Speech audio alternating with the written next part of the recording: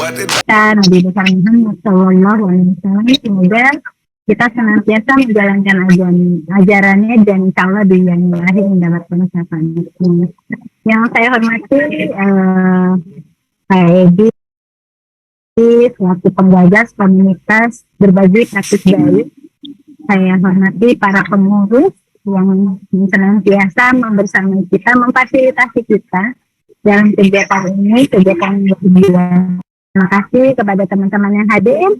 Untuk selanjutnya, izinkan saya menyapa para narasumber. Apakah sudah hadir pada hari ini? Assalamualaikum warahmatullahi wabarakatuh. Waalaikumsalam warahmatullahi wabarakatuh. Apakah suara saya terdengar? Alhamdulillah terdengar Ibu Bulat. Alhamdulillah. Selanjutnya untuk narasumber yang kedua, izinkan saya menyapa Pak Wisnu. Ya. Assalamualaikum Pak semuanya. Wisnu. Alhamdulillah. Pak Wisnu. Jelas suara saya Bu ya? Jelas Pak. Alhamdulillah. Ya, untuk yang selanjutnya izinkan saya menyapa Ibu Citra. Assalamualaikum Ibu Citra.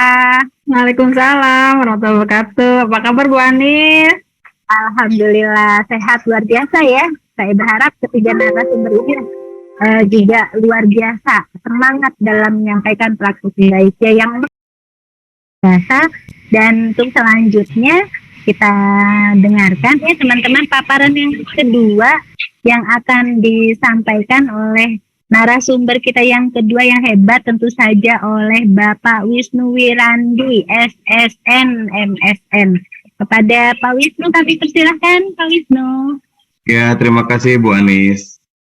Halo semua teman-teman guru-guru hebat di Provinsi Banten. Yang pertama saya mohon izin memperkenalkan diri. Barangkali asing melihat muka saya. Saya salah satu narasumber yang paling cantik di sini sekarang ya. Ya, nama saya seperti yang sudah disampaikan Bu Anis, Wisnu Wirandi. Saya mengajar seni budaya khususnya seni musik di SMP Negeri 1 Cibobar, Kabupaten Lebak. Mohon izin share screen dulu Ibu ya. Saya tidak akan terlalu banyak berbicara nanti agar kita lebih seru berdiskusi begitu. Mohon izin share screen.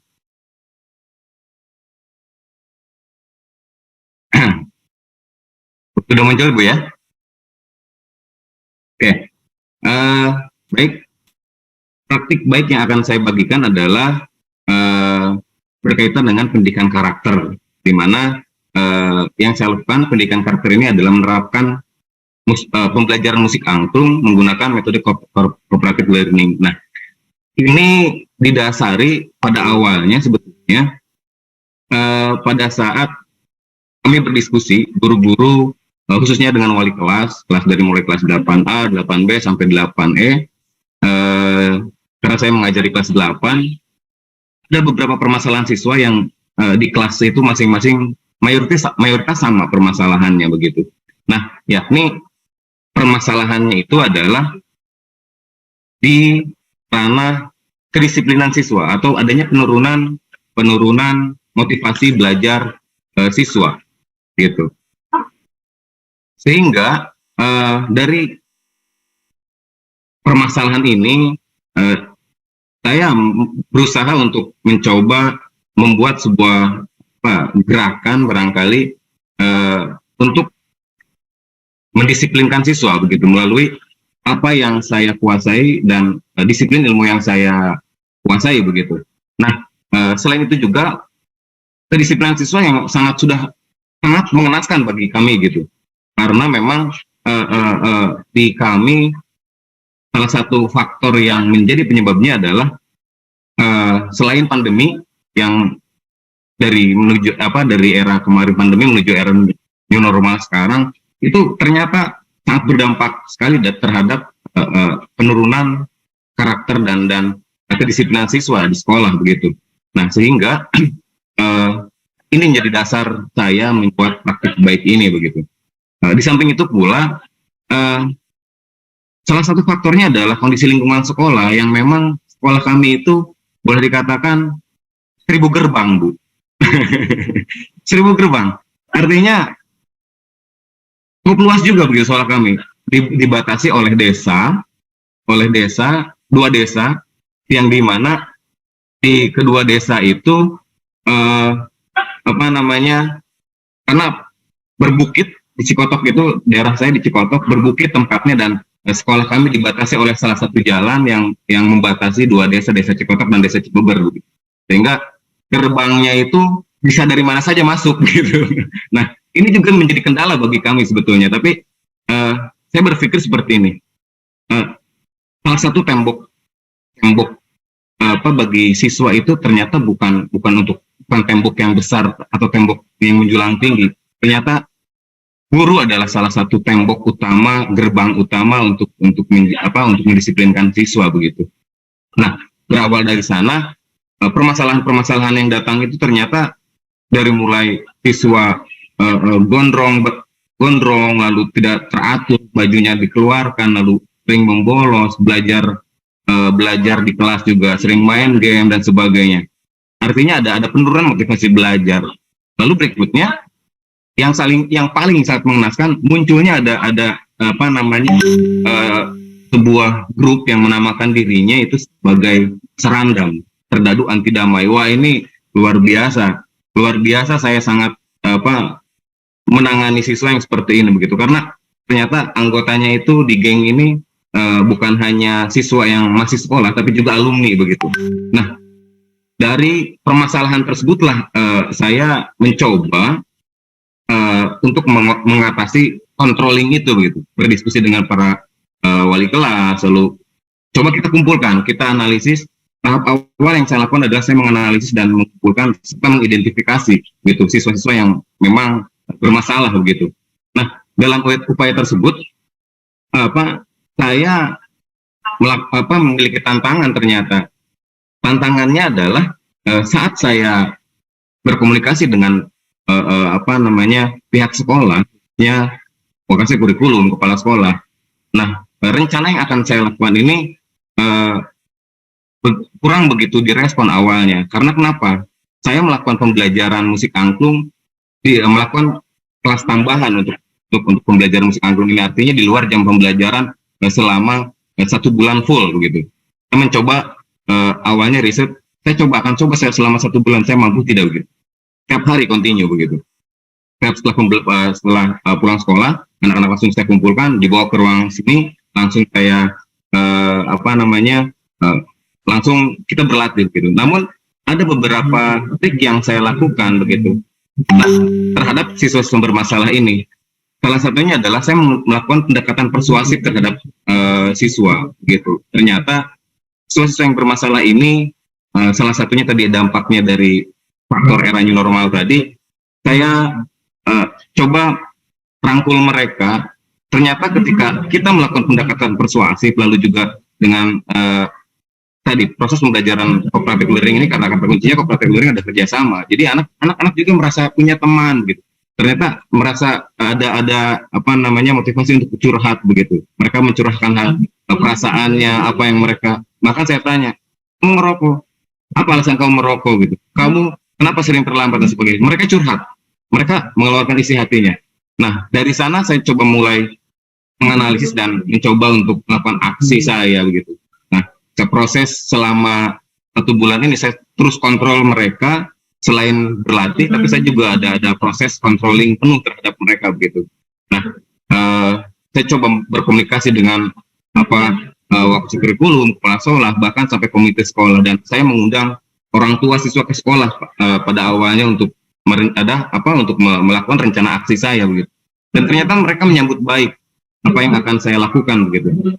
Yang awalnya kepala sekolah dan lokasi kurikulum pun agak menentang karena kekhawatiran tadi di luar jam pembelajaran, dikhawatirkan berbenturan dengan orang tua. Ternyata ketika saya jelaskan bagaimana program yang saya akan jalankan, ternyata mereka menyetujui begitu. Lalu ternyata hasilnya dari proses selama 1 bulan saya berlatih itu, adanya peningkatan motivasi belajar. Yang awalnya mereka malas mengerjakan tugas dan sebagainya, ternyata ketika sudah proses dilakukan, mereka ada keberanian untuk beraksi untuk tunjuk gigi gitulah. Bahkan saya coba setiap hari Senin mereka itu tampil di setelah upacara, bahkan mereka membawakan lagu Indonesia Raya menggunakan angklung gitu di hadapan seluruh siswa saat upacara bendera, dan itu menjadi merupakan salah satu apresiasi bagi mereka. Ada sebuah kebanggaan dan rasa bahwa mereka menjadi percaya diri begitu. Nah, setelah itu saya cross check lagi, ternyata ada perubahan yang signifikan terhadap perubahan belajar siswa ketika saya cek kepada masing-masing wali kelas, dan total siswa yang saya lakukan itu ya ada 20 orang. Untuk selanjutnya ini ada di kolom chat, izinkan saya membacakan ini untuk Pak Wisnu. Izin bertanya Pak Wisnu, bagaimana cara Bapak mengajak anak-anak agar cinta akan angklung atau alat musik tradisional lainnya? Karena pengalaman di sekolah, anak-anak justru tertarik dengan band. Wah, masa kini tuh, apalagi kalau di SD saya ini anak-anak demamnya demam Korea ya, musik Korea. Yeah. Ini luar biasa nih Pak Wisnu nih. Silakan Pak Wisnu. Ya, terima kasih banyak Bu Anis. Ini pertanyaan dari Bu Ratna ya. Oke. Memang itu jadi tantangan hampir di setiap sekolah dan setiap daerah sepertinya, Bu. Tapi yang saya lakukan di sekolah saya, di daerah saya, karena saya juga adalah salah satu praktisi sebetulnya gitu di lapangan, praktisi kesenian tradisional gitu ya. Nah, yang saya lakukan adalah menstimulus siswa dengan berbagai bentuk, dalam berbagai bentuk gitu. Nah, selain ke kelas, biasanya saya kalau ngajar ke kelas tuh bawa kacapi, bawa alat musik gitu ya, bawa suling gitu-gitu. Sambil selingan ngajar meskipun materinya bukan itu, saya selalu bawa gitu. Nah, selain itu juga saya perkenalkan dan saya perlihatkan melalui berbagai media, begitu video atau YouTube, tayangan-tayangan yang ternyata kesenian tradisional ini tidak hanya sebatas kesenian tradisional yang bersifatnya statis begitu. Nah, anak juga bisa memainkan kesenian tradisional atau memainkan lagu-lagu barat atau lagu-lagu pop menggunakan alat-alat musik kesenian tradisional begitu.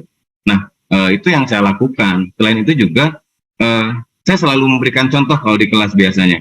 Kalau misalkan nih saya bawa kacapi ini alat musik tradisional gitu ya, coba saya mainkan yang bukan lagu tradisional atau bukan lagu tradisi gitu, atau suling misalkan saya pakai bawa suling Sunda, coba saya mainkan lagu-lagu yang pop gitu. Jadi anak-anak, oh kok Pak bisa ya, katanya ya bisa.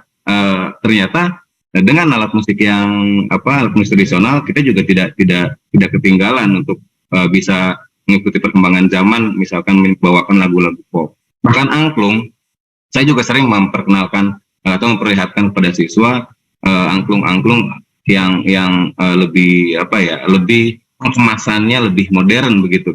Seperti di saung angklung ujo itu kan bisa dikombinkan dengan band gitu, kayak gitar, drum dan sebagainya, dan bisa membawakan lagu-lagu barat justru gitu kan dengan angklung itu gitu. Dan angklung juga kan sudah, seperti yang sudah kita tahu, angklung sudah diakui oleh UNESCO bahwa salah satu kearifan lokal atau kesenian tradisional yang ada di kita yang sudah diakui mendunia gitu kan. Nah, dan saya selalu juga memberikan stimulus bahwa kalian jangan khawatir dengan kalian menguasai alat musik tradisional. Kalian bisa go internasional gitu. Dengan alat musik tradisional, kalian bisa go internasional. Nah, saya selalu memberikan stimulus seperti itu, begitu. Sehingga anak-anak perlahan mau begitu. Selain itu juga, saya juga membuat ada kelompok musik saya, lalu juga di daerah saya, khususnya di daerah Cibadak tuh, bersama teman-teman pemuda adat, kesepuhan Cibadak, juga membentuk komunitas. Komunitas itu adalah komunitas kesepuhan adat Cibadak begitu. Nah, bersama teman-teman pemuda adat inilah saya mendoktrin dikit-dikit di daerah saya supaya anak muda tuh lebih mengenal, lalu lebih mencintai tradisi-tradisi atau kesenian-kesenian yang ada di kita begitu. Karena meskipun di daerah kesepuhan adat ternyata ya HP ini, pengaruh dari HP ini tadi betul. Anak-anak lebih tahu lagu Korea, Bu Anis. Lebih tahu lagu Korea yang tersebar di TikTok gitu. Nah, saya juga membentuk pemuda adat salah satunya seperti itu bersama teman-teman pemuda adat. Kita adakan sebuah pelatihan begitu setiap hari Minggu, dan sekarang alhamdulillah masih berjalan begitu di Kespan Cibadak gitu, dan saya menjadi salah satu pembimbing mereka di sana untuk terus bergerak dalam hal pelestarian budaya lokal begitu Bu Ratna. Semoga tidak puas Bu Ratna atas pertanyaan. Terima kasih. Iya, terima kasih Pak Wisnu, super ya. Bu Ratna, bagaimana? Apakah terpuaskan? Ya seperti yang Pak Wisnu bilang, semoga tidak puas. Nanti datang langsung ke tempat Pak Wisnu nih ya, belajar angklung. Saya penasaran, Iya, Pak Wisnu, boleh dipraktekkan lagunya BTS pakai suling? Waduh, kebetulan saya di ruang kepala sekolah ini. Nggak bawa alatnya Bu. Bisa Bu, bisa. Lebih enak sebetulnya kalau kita tatap muka ya, jadi lebih rasa gitu. Ada Pak Ismawanto juga, Pak Isma ini panutan saya juga, beliau luar biasa. Pak Isma berbagi praktik baiknya Pak Isma. Iya Pak Wisma, monitor nih Pak Wisma sudah udah senyum-senyum nih Pak Isma nih. Gimana Pak Isma, ada tanggapan atau Beliau partner saya juga di sekolah nih Bu. Iya, Kalau atau mau kolaborasi bareng memainkan angklung mungkin atau suling. Ya, silakan Pak Isma.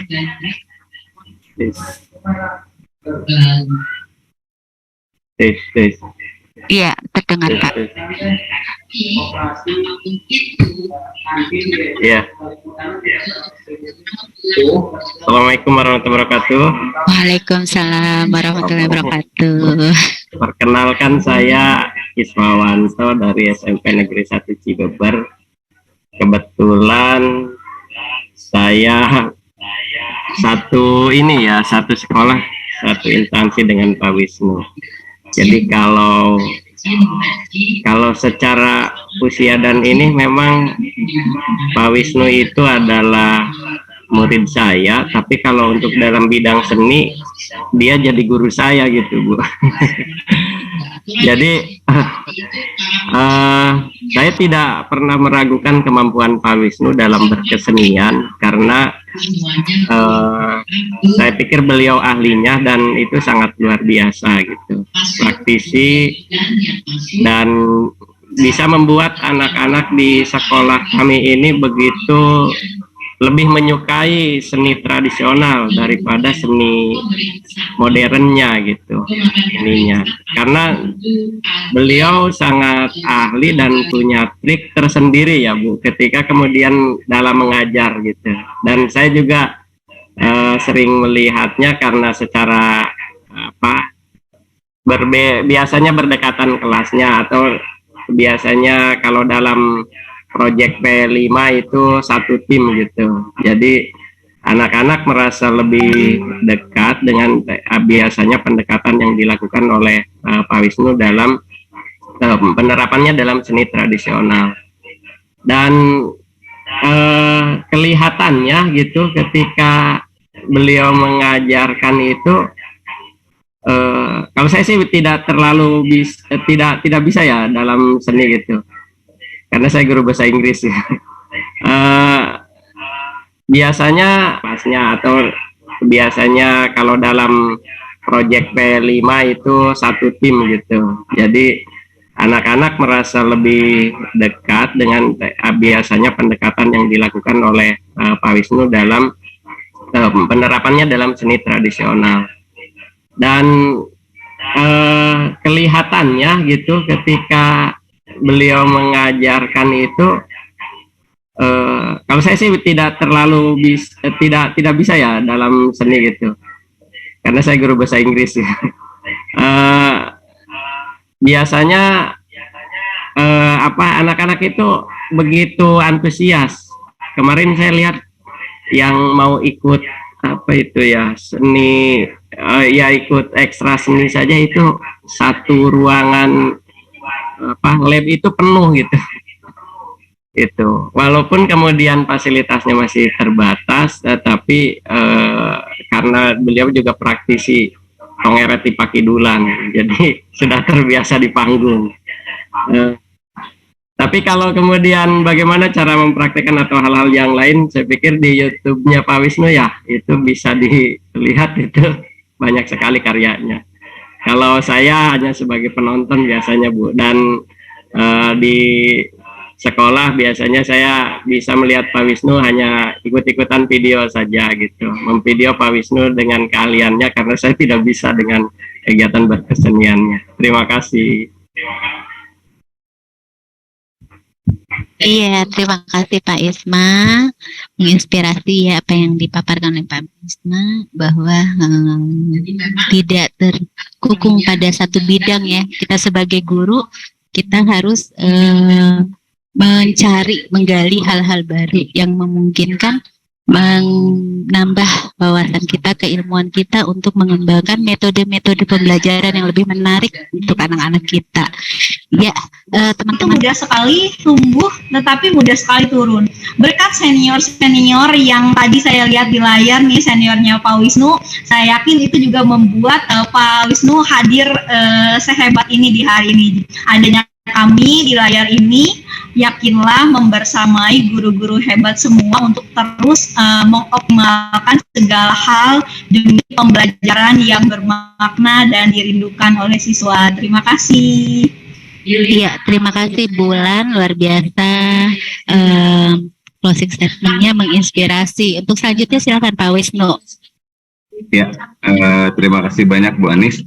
Saya tidak akan banyak atau panjang lebar terkait closing statement ini. Saya mengutip juga dari kalimat yang selalu diutarakan oleh guru saya, Pak Ismawanto, bahwa benteng utama sekolah adalah guru, bukan tembok atau benda mati. Itu yang selalu kami jaga, atau yang selalu kami menjadikan kunci ya. Lalu juga pemberian stimulus, motivasi, penerapan metode dan model pembelajaran yang dapat meningkatkan minat belajar siswa itu perlu kita gali terus agar minat belajar siswa lalu juga bisa meningkatkan karakter yang sesuai dengan profil pelajar Pancasila yang di kurikulum Merdeka ini kita jalankan begitu. Barangkali itu saja Bu Anis. Terima kasih banyak Bapak Ibu guru hebat. Terima kasih banyak. Oke, super sekali Pak Wisnu. Waalaikumsalam. Selanjutnya Ibu Citra, silakan.